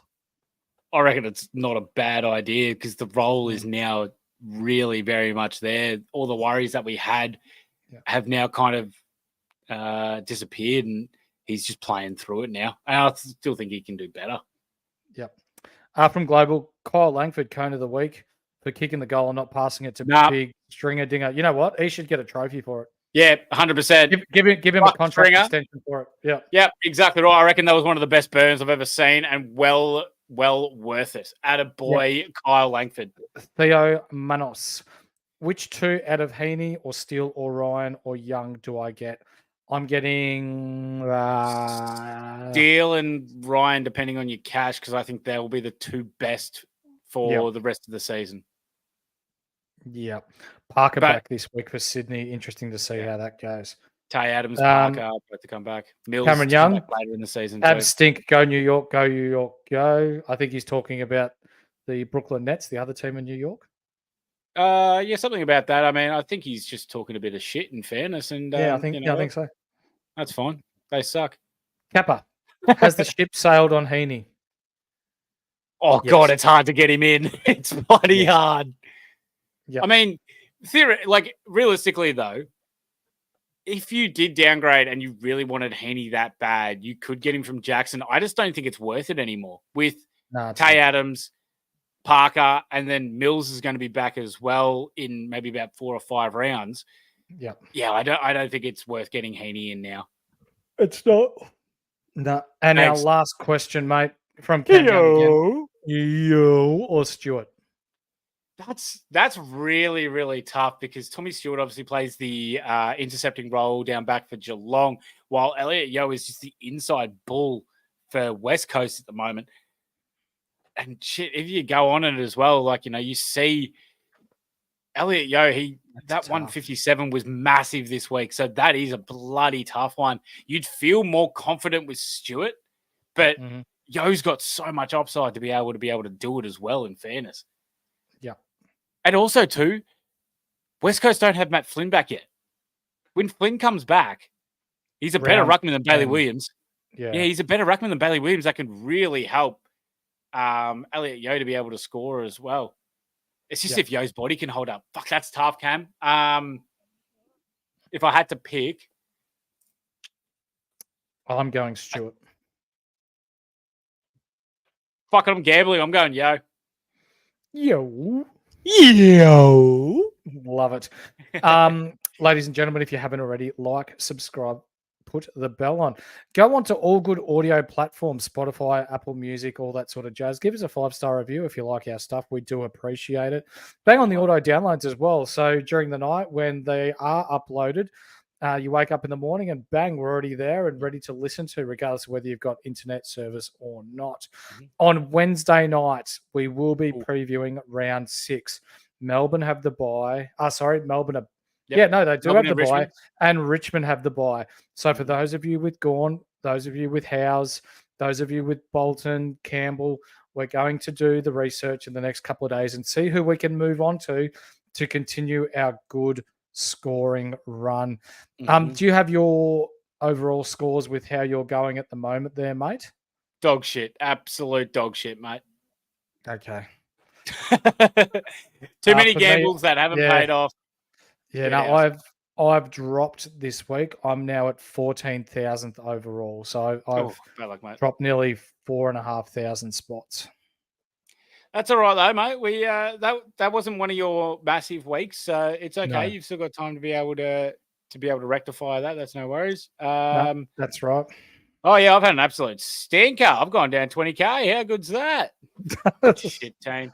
All my primos are dog shit. I think I had every bad primo in this week. Yeah, hopefully. So that just means I'm going to play better next week. So let's go. That's right. We're optimistic. But exactly right. For those of you that do know us, we are open. We are transparent. We are honest with our advice. And most of the time we get it right. Occasionally we get it wrong. And the beauty of the podcast world and doing this much research is that we often talk ourselves into stuff that sometimes isn't there. So as long as we can help you guys at home do the best job you can and to get you guys the highest score we can, then that's our job done well. If you haven't yet, please jump in our Discord. Over the weekend, we nearly got to 4,000 comments over the weekend. Woo. We are going all guns blazing, and there are nearly 1,000 members in there.